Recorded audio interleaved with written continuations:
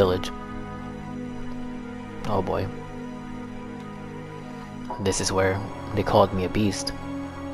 Where I was almost killed. And where I killed them. I look different than I did.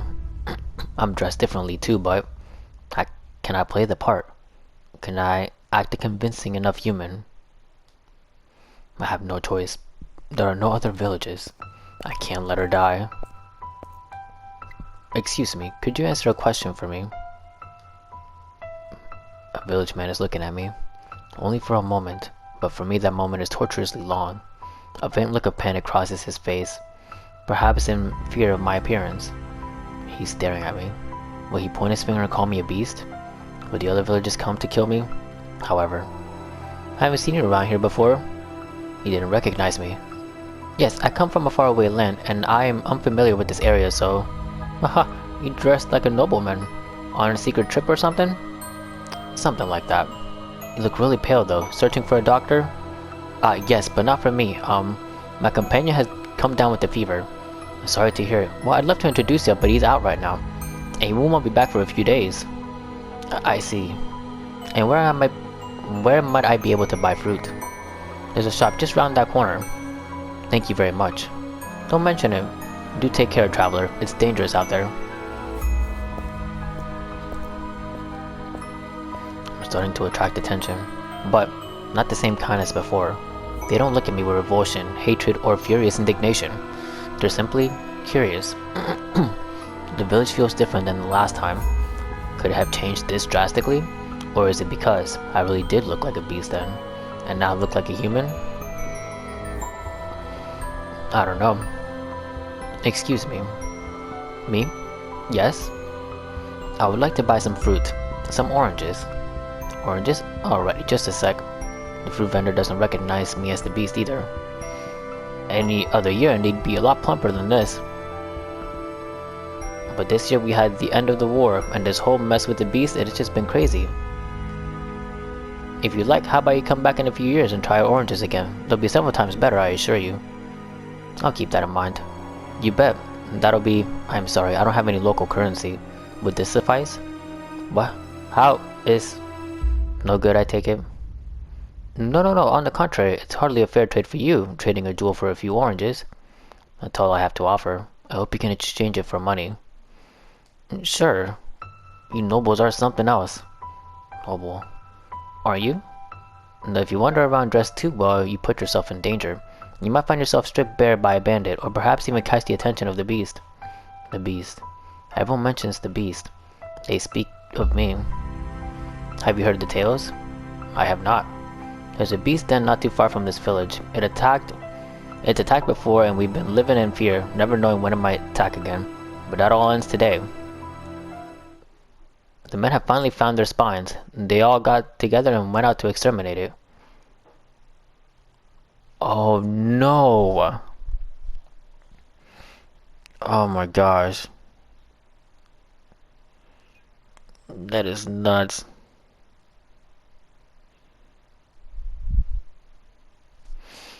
Oh my goodness.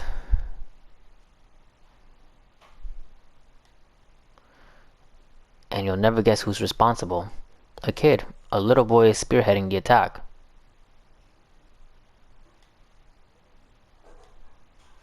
Never would have expected a little kid to whip all our lazy, cowardly men into shape.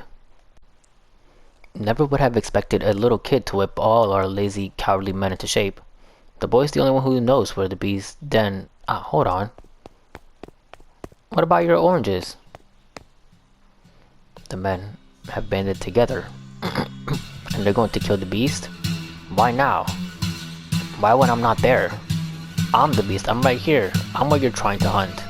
The only person at the mansion right now is her. He regretted not asking the fruit vendor how long ago the party set off. Though what good would that knowledge have done him? He had to hurry back regardless. The sun was beginning to set, draping the surroundings in a deep blackness. As if to keep him from returning home, the night wrapped its hands around his head, covering both eyes. In what direction did he have to head to return to the mansion? This music.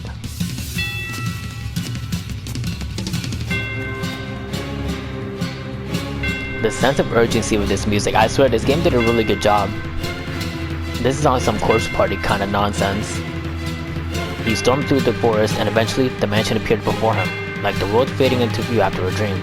Bestia was a tempest in the night, blowing through the overgrowth toward the house. Please, please make it in time. I need her. I need the peace that she provides me. The last thing I want is for her to die. In the blink of an eye, he was through the door, charging down the mansion halls. He could not sense anyone else inside though. All you could hear was the whoosh of the wind blowing into the house from somewhere. It seemed the window was open. Where are you? Where have you gone? Answer me, please answer. He cried out the girl's name again and again and again, until his throat was sore and his voice hoarse, but she did not respond. He rushed into her bedchamber. Hey, hello? Where are you? Where are you? Answer me! The man swung his head back and forth so hard he thought he might break his own neck, and when he made to look down, he slipped, falling on his tailbone. He felt something slick on his hands, a sensation he would recognize anywhere. Don't tell me it was blood. The liquid was still warm. No, that cannot be. It can't. It cannot be! Muttering incomprehensibly in fear, he crawled back through the door of her chamber and into the corridor. Like a genuine beast, he followed a trail of slippery fluid on all fours. A trail glimmered like red wine. It stretched down the hall, past the living room, smeared across the floor, like it had been wiped down with a mop.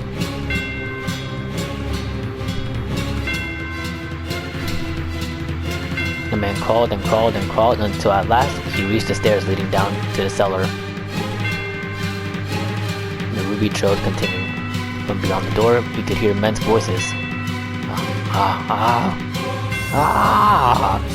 With a howl, the man stumbled down the stairs, throwing open the wooden door.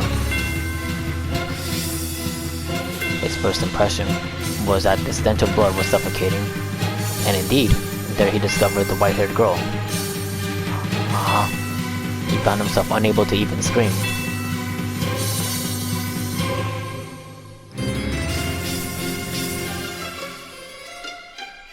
They didn't kill her, did they? Please. Her once porcelain skin was no longer even sickly pale. It was now the bloodless color of dirt. She was sprawled haphazardly out on the cellar floor, dried blood stains around her half-open mouth. And those lips were, naturally, lacking their former rose and sheen. Her body was covered with an array of wounds, but the most prominent was the man's singular sword standing tall in her chest. Oh my god. No way. Oh my god, no. There's no way she died. There's no way. This is the Bestia? He doesn't look like the same. It's him. He's the same guy. He's the Bestia. Several villagers surrounded him at the behest of a young boy. He's got himself dressed up all proper and fancy, but good clothes don't make him a good man. Isn't that right, you Bestia? No. You murderer! Why did you kill her? Why did you kill her? Why did you kill her? Why did you kill her? Why did you kill her? Why did you kill her? Why? You wanna know why? Her death was an accident, I'd say. I feel bad about what happened, but any woman who would live with a man like you must be a witch. Damn, my gosh. Does that hurt? Are you hurting right now, you Bestia? Then maybe now you understand. You not only stole my parents and friends from me, you ripped the last shot of hope I had from my hands.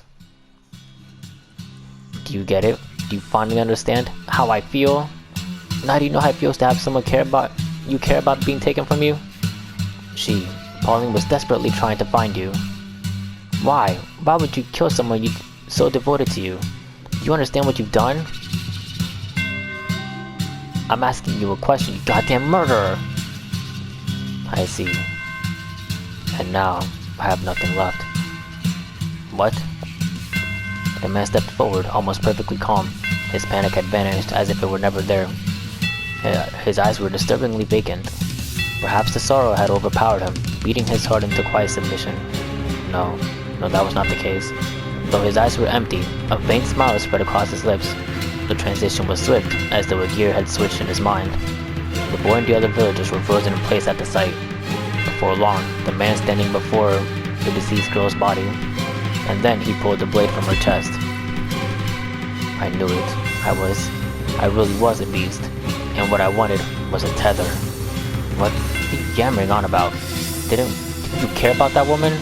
Didn't you choose her over Pauline, who you then threw aside and butchered? What is wrong with you? What was she to you? She was my serenity, but she's dead now. There's nothing I can do about that. Peace, calm, tranquility. The man's behavior was downright eerie, causing the boy to flinch back. Believing he had everything taken from him could not possibly lose anything more was, I imagine, what had allowed him to stand up to the beast, the source of such crippling fear. Yet now he found himself unable to move. He found himself in the face of such an incomprehensible creature paralyzed with fear, and the villagers were similarly dumbstruck. Not even I could understand his behavior. What the hell is wrong with you? How can you laugh at this? I don't get it. How indeed? I wonder myself. I don't know either. But you know what? It doesn't matter anymore. Because every last one of my anchors has broken off and sunken into the sea.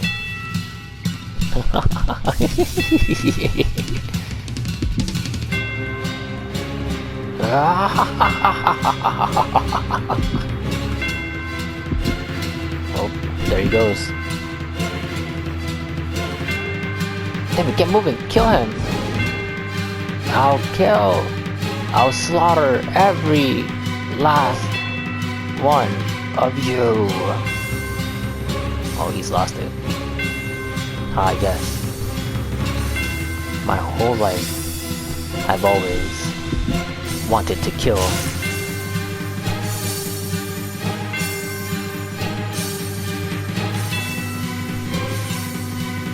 What was it that afflicted you with such madness? Losing your memory in the shipwreck? The abuse and insult you suffered at the villagers' hands? Or was it your grief at not being able to return to your homeland? No, none of those were the root. You were always like this. You always bore those twisted desires. You held these deep, constant urges to cause others harm. That is your essence.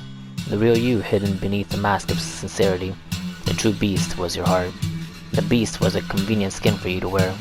You wanted to be a brutal, savage murderer. You never really loved the white-haired girl, or the black-haired woman for that matter. You were merely attached to them, fixated on the idea of a world of tranquility. You used this peace to anchor yourself, to prevent you from drifting off into the ocean of your desires. You yearned to cause pain, while also hungering for the opposite, a calm life. You idolized this idealized life, spent in quiet harmony with another because you knew just how difficult it would be for you to attain. Far more difficult for you than satisfying your cravings, but not impossible. I, personally, had hoped you would find peace with someone rather than descend into savagery. It may have been only superficial, but it would have been very human.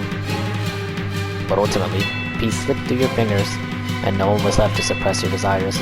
You cannot, after all, hold them back yourself. What a tragic man. What a hopeless man you are.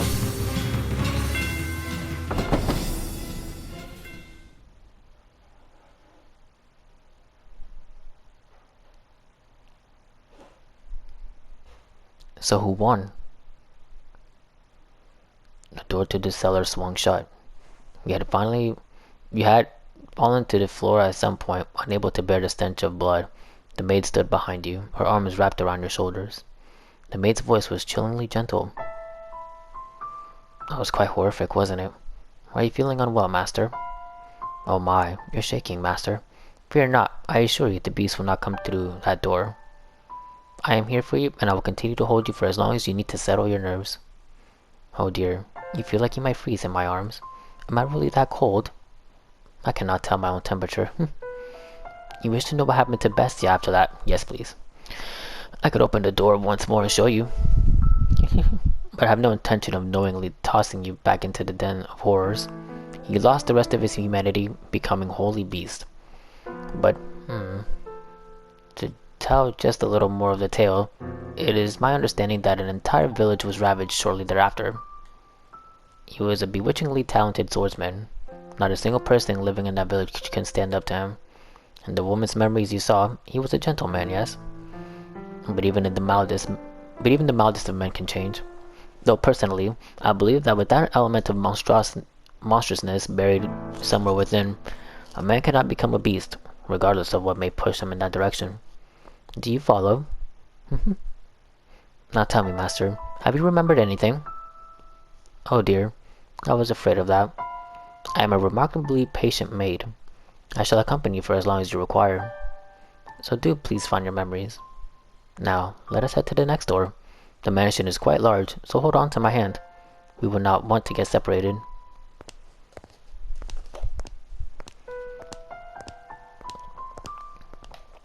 You and the maid traveled down the dimly lit hall, passing by the mirror once again. The light from the candle in the maid's hand was the only thing that reflected in it. The maid herself did not appear. However, just as you were about to avert your eyes, you thought you caught a glimpse of white hair.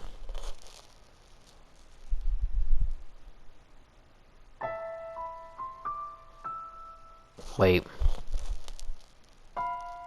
Wait. Is that us?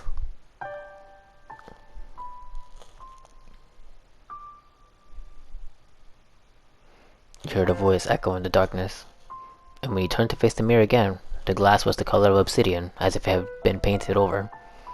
The voice seemed to be coming from beyond the mirror. The maid did not turn back, evidently having not heard anything. You?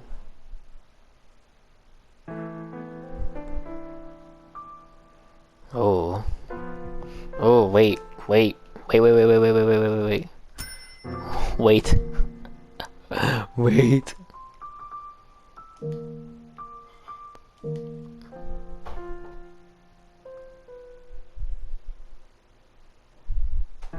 Okay. I feel like this could be... Ah.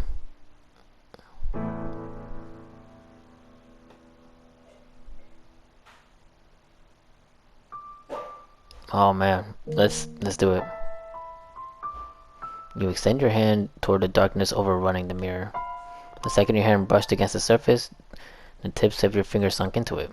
And the next thing you realized, your whole world was sinking into darkness. You could hear a voice.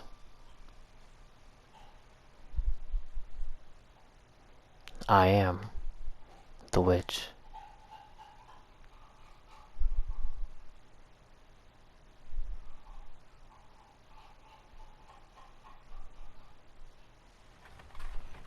Did I make the right decision? I guess so. It's getting foggy. Looks like it might rain. Maybe we should take a little break. You want to keep going? Oh, alright then.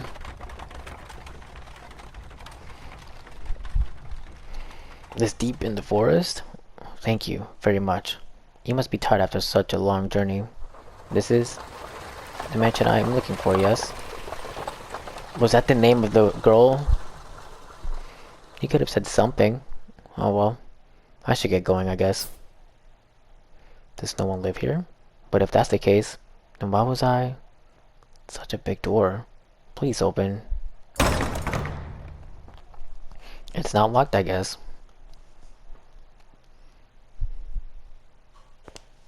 I wonder if the window's open. Darn, not a hint of light. Hello? Is anyone there? Please don't tell me it's actually abandoned. I suppose I can't know without looking around a bit more. What do we have here? Drapes? I see a little light beyond. It's so pretty. It looks like an angel? Why would someone cover this up? It's beautiful. With a little more light, it'd be... Please do not touch the drapes. Or the windows. Oh, hello. I'm sorry for coming in uninvited, but I did announce myself. Is this, your mansion? It is. Thank goodness. I was afraid it was deserted. I suspect you would have preferred it if the houses were abandoned. Oh, not at all. I would be scared to death staying in this dark mansion all by myself. Ah, I'm sorry. No ill will intended.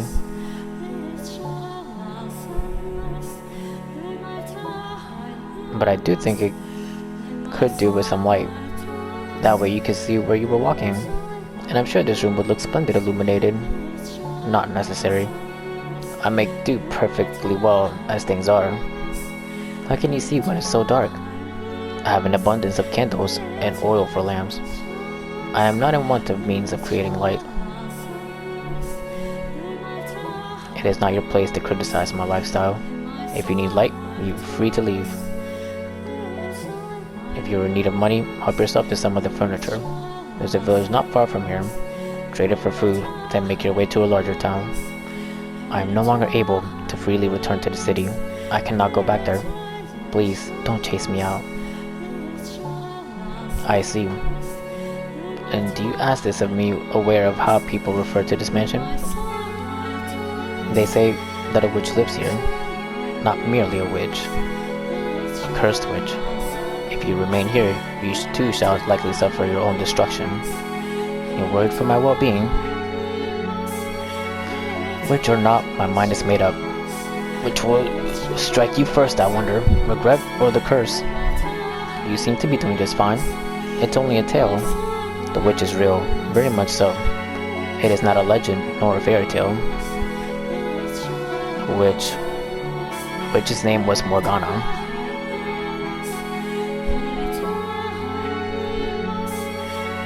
It's me.